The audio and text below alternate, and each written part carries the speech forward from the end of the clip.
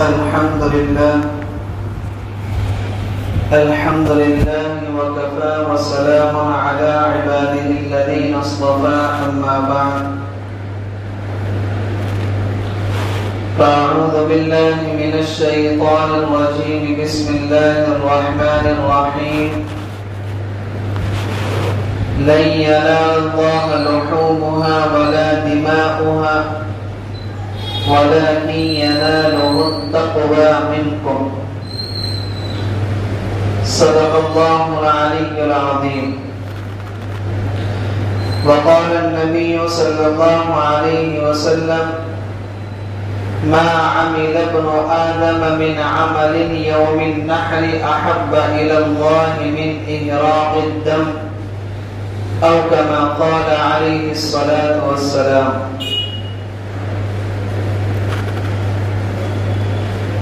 محترم بزرگوں اور عزیز ساتھیوں، قربانی کا عمل اللہ تبارک و تعالیٰ کو بے حد محبوب ہے۔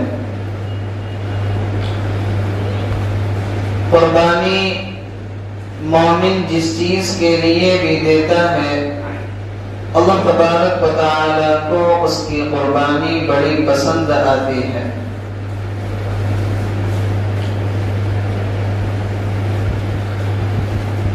صحابہ کرام نے دین اسلام کے لیے اللہ تعالیٰ کی بارگاہ میں قربانیاں پیش کی۔ اللہ کے نبی علیہ السلام نے اللہ تعالیٰ کے دین کو عام کرنے کے لیے اپنی جان اور مال کی قربانی پیش کی۔ اور کیوں پیش کی؟ اس لیے کہ یہ جو عمل ہے یہ اللہ تبارک و تعالیٰ کو بہت محبوب ہے۔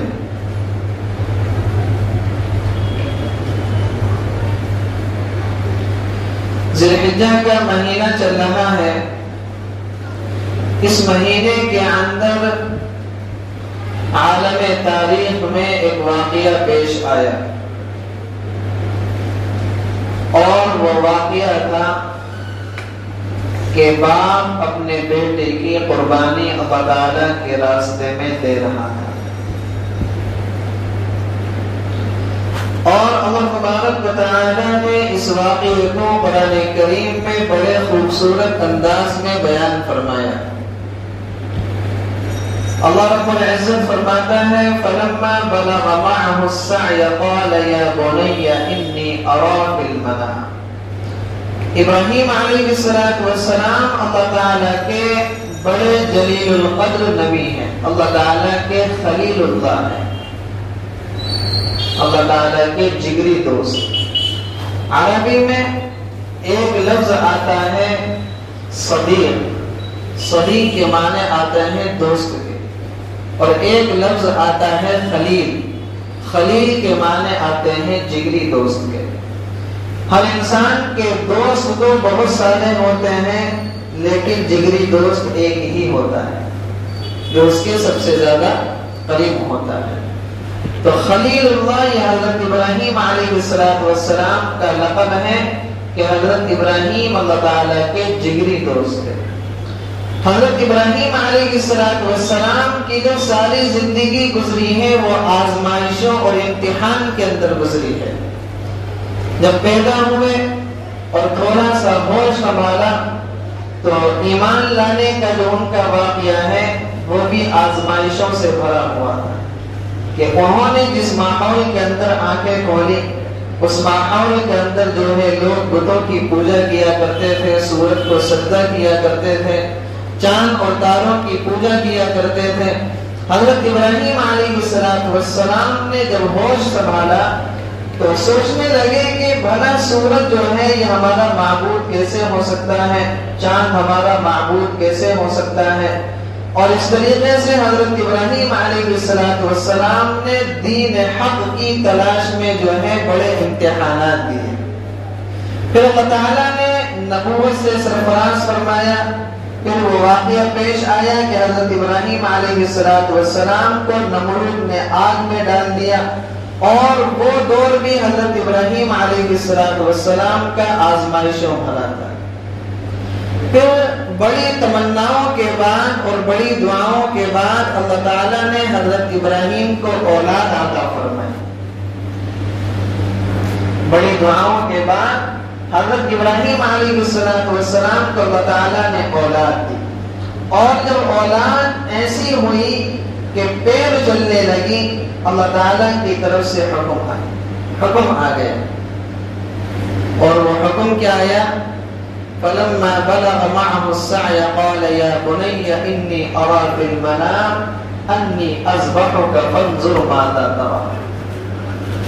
حضرت ابراہیم علیہ السلام کو لگاتار 3 دن خواب آیا، اور خواب میں کیا دکھائی دیا کہ حضرت ابراہیم علیہ السلام اپنے بیٹے حضرت اسماعیل کو اللہ تعالیٰ کے راستے میں قربان کر رہے ہیں.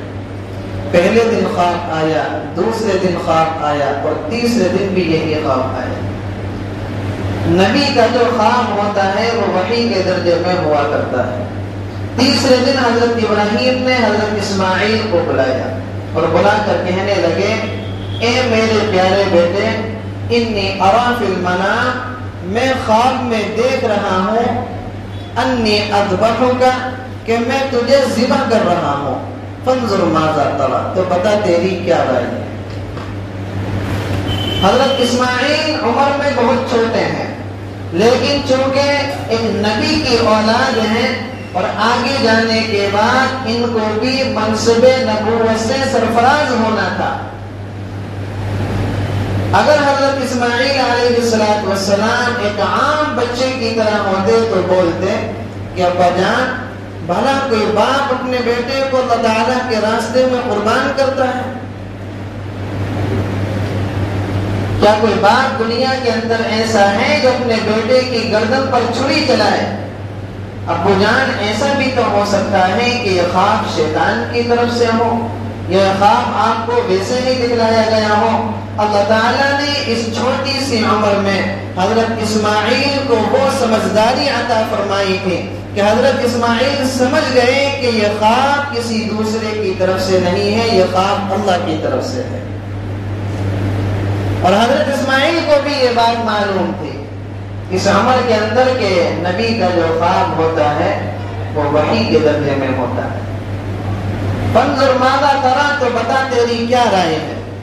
قال یا ابت افعل ما تؤمر، اے میرے پیارے ابا جان، افعل ما تؤمر، آپ کو جس کام کا حکم دیا گیا ہے آپ اس کام کو کر گزریے.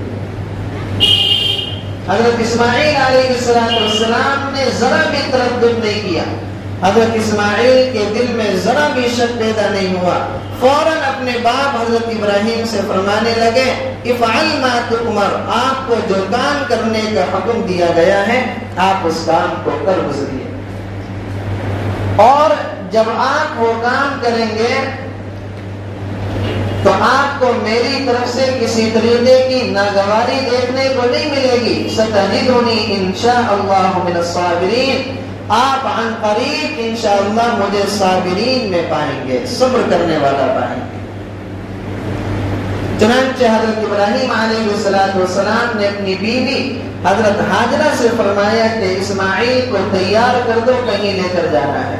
حضرت حاجرہ نے اپنے بیٹے حضرت اسماعیل کو تیار کیا اور حضرت ابراہیم اپنے بیٹے حضرت اسماعیل کو لے کر نکل پڑے. شیطان کو یہ برداشت نہیں ہوا، بھاگا بھاگا حضرت حاجرہ کے پاس آیا اور حضرت حاجرہ سے کہنے لگا کہ آپ کو معلوم ہے کہ ابراہیم اپنے بیٹے کو لے کر کہاں گئے ہیں؟ حاجرہ نے کہا کہ کسی جگہ پر اپنے دوست کے یہاں لے کر گئے ہیں. اور غلط بات بھی نہیں تھی حضرت ابراہیم کی کہ حضرت ابراہیم اللہ تعالیٰ کے خلیل اللہ تھے، اللہ تعالیٰ کے جگری دوست تھے، اللہ تعالیٰ کے دوست. اللہ تعالیٰ کے دوست اپنے بیٹے کو کہاں لے کر گئے؟ اپنے دوست سے ملاقات کروانے لے کر گئے. تو شیطان کہنے لگا کہ نہیں، وہ اپنے دوست کے یہاں لے کر نہیں گئے ہیں، بلکہ وہ اپنے بیٹے اسماعیل کو قربان کرنے کے لیے لے کر گئے. حضرت حاجرہ فرمانے لگی کہ تیرا ستیہ ناش ہو، بھلا کوئی باپ اپنے بیٹے کی گردن پر چھری چلاتا ہے؟ بھلا کوئی باپ اپنے بیٹے کی گردن پر چھری چلاتا ہے کیا؟ शैतान कहने लगा कि नहीं नहीं, वो छुरी जो चला रहे हैं वो अपनी मर्जी से नहीं चला रहे, अल्लाह ताला ने उनको ये काम करने का हुक्म दिया है। हजरत हाजरा भी एक नबी की बीवी थी और एक नबी की माँ थी। फरमाने लगी अगर अल्लाह ताला ने उनको ये काम करने का हुक्म दिया है तब तो उनको ये काम बहुत जल्दी करना चाहिए, और बेहतर ये होता कि इस काम को करते वक्त मुझे भी अपने साथ लेकर जाते। आजकल की माँ होती तो कलेजा बाहर आ जाता, दिल तड़प जाता कि मेरे बेटे को मेरा शौहर अल्लाह ताला के रास्ते में कुर्बान करने के लिए लेकर जा रहा है। लेकिन चूंकि वो हजरत हाजरा थी, एक नबी की माँ थी और एक नबी की बीवी थी, फरमाने लगी कि अगर अल्लाह ताला ने उनको ये काम करने का हुक्म दिया है तब तो उनको ये काम बहुत जल्दी कर देना चाहिए।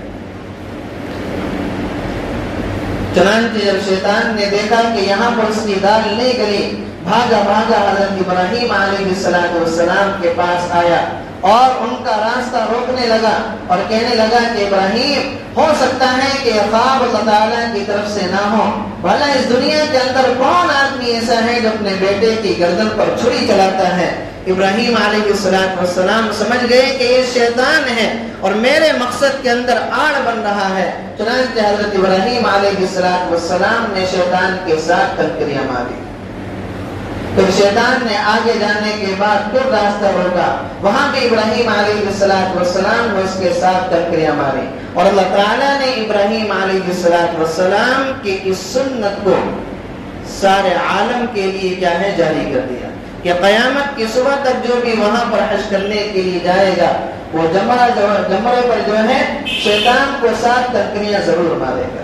और ये हजरत इब्राहीम अलैहिस्सलाम की यादगार है।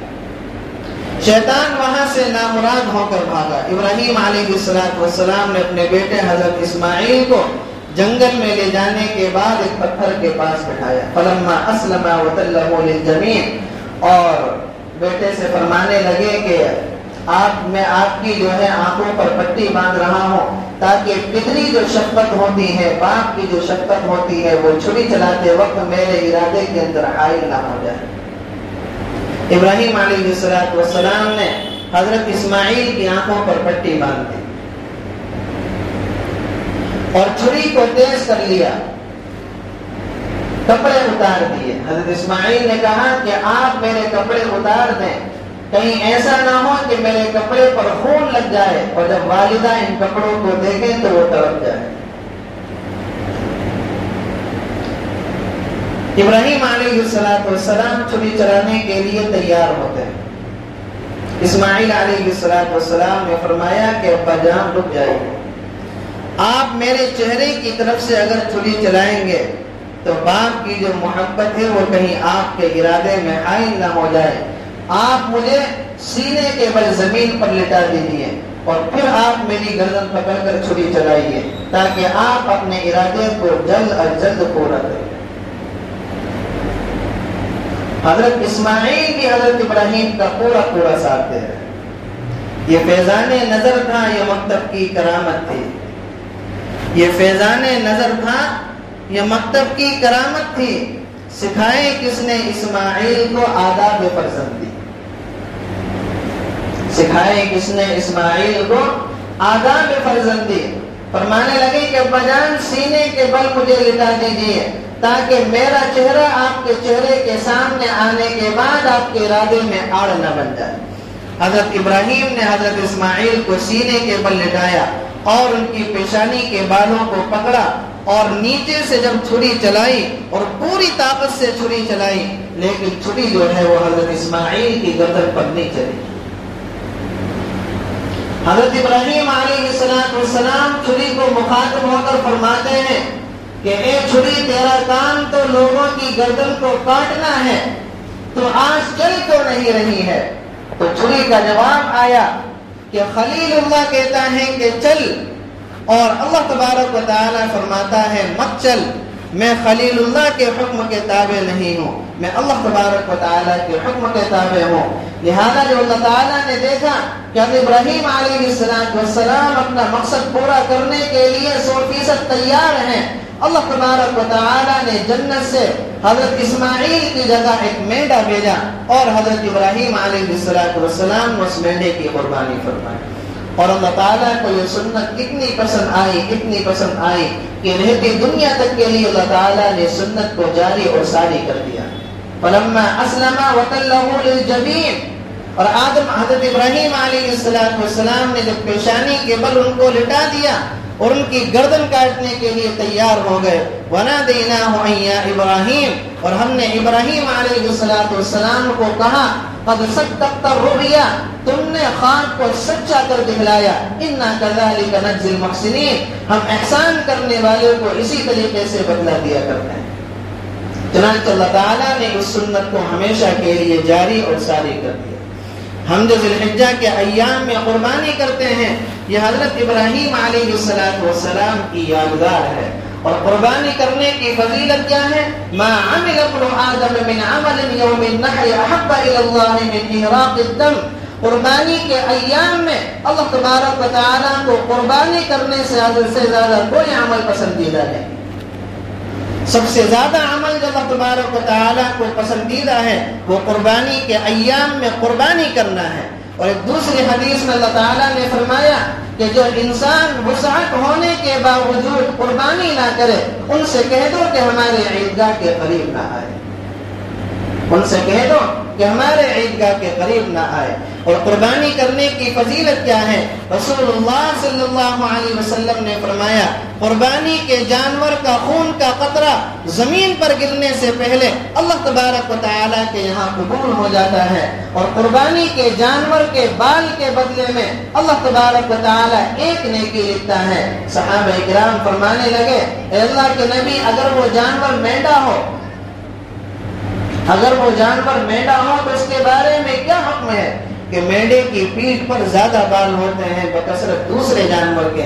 اللہ پیغمبر علیہ السلام نے فرمایا مینڈے کے ہر بال کے بدلے میں بھی اللہ تبارک و تعالی ایک نیکی اس کو عطا فرمائے گا.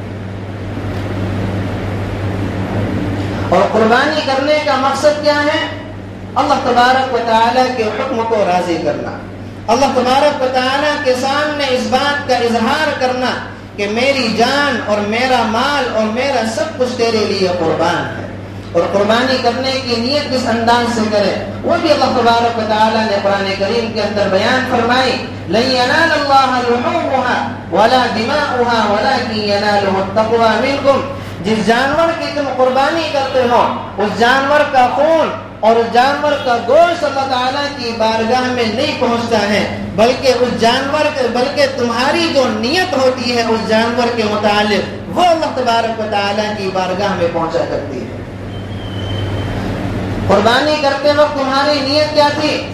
نیت یہ تھی کہ میں نے 80,000 کا جانور خریدا ہے اور اس کی پورے محلے کے اندر آپ نے نمائش لگوا دی، پورے محلے میں آپ نے چوراہے پر باندھ کر پورے محلے کو آپ جتا رہے ہیں کہ میں 80,000 کا جانور لے کر آیا ہوں، اور پورے شہر گلی گلی آپ اس کا چکر لگوا رہے ہیں. یاد رکھیں لوگوں کی نگاہ میں یہ قربانی ہو سکتی ہے، اللہ رب العزت کی نگاہ میں اس قربانی کی کوئی حیثیت نہیں. قربانی اللہ تبارک و تعالیٰ کی بارگاہ میں وہی مقبول ہے کہ جس قربانی کے اندر آپ کی نیت خالص ہو. انما الاعمال بالنیات، اعمال کا دار و مدار انسان کی نیتوں پر ہوتا ہے. وانما لامرئ ما نوى، اور انسان جس چیز کی نیت کرتا ہے اللہ تعالیٰ اس کے ساتھ ویسا ہی معاملہ کرتا ہے.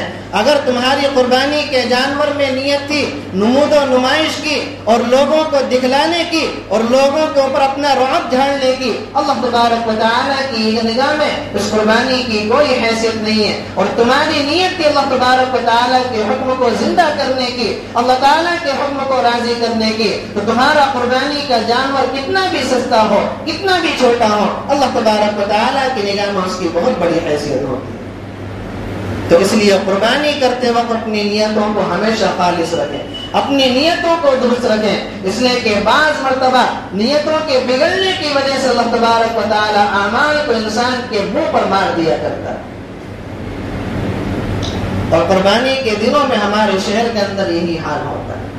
ایک فیشن چل پڑا ہے، ایک رسم چل پڑی ہے کہ مہنگا سے مہنگا جانور خریدا جائے اور لوگوں کے درمیان میں اس کی نمود و نمائش کی جائے اور لوگوں پر جو ہے اس جانور کی قیمت کا رعب جھاڑا جائے اور پھر اس جانور کی قربانی کی جائے۔ 1 لاکھ کا جانور لانے سے بہتر یہ ہے کہ آپ 20-20 ہزار کے 5 جانور لے کر آئیے اور ان جانوروں کے اندر پیغمبر علیہ السلام کا حصہ کیجیے، صحابہ کرام کا حصہ کیجیے، امہات المؤمنین جو ہماری مائیں ہیں ان کا حصہ ڈالیے، ائمہ کرام جنہوں نے دین کے لیے کتنی قربانیاں پیش کی ہیں آپ ان کا حصہ ڈالیے۔ 1 لاکھ کے جانور میں صرف 7 حصے آئیں گے، اور اگر 1 لاکھ کے آپ 5 جانور خریدیں گے اس جانور کے اندر آپ کے کتنے حصے بنیں گے؟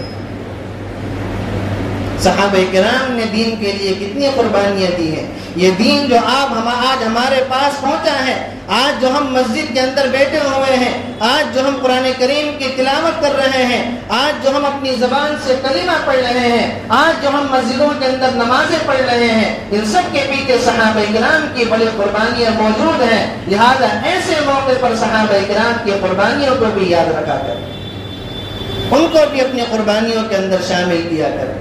امہات المؤمنین نے ہمارے لیے کتنی قربانیاں دی ہیں، ائمہ کرام نے اس دین کو پھیلانے کے لیے اور اس دین کو سجانے اور سنوارنے کے لیے کتنی قربانیاں دی ہیں۔ لہذا ان قربانی کے ایام میں ائمہ کرام کی قربانی کو بھی یاد رکھا جائے۔ تو قربانی کا جو عمل ہے وہ اللہ تبارک و تعالیٰ کو بڑا محبوب ہے، اللہ تبارک و تعالیٰ کو بڑا پسند ہے۔ قربانی جس چیز کی بھی کی جائے اللہ تبارک و تعالیٰ کو وہ قربانی بڑی محبوب ہوتی ہے۔ اللہ رب العزت سے دعا ہے کہ کہنے سننے سے زیادہ ہم سب کو عمل کرنے کی توفیق نصیب فرمائے اور ہماری نیتوں کے اندر ہمیں اخلاص پیدا کرنے کی توفیق نصیب فرمائے۔ وآخر دعوانا الحمدللہ رب العالمین۔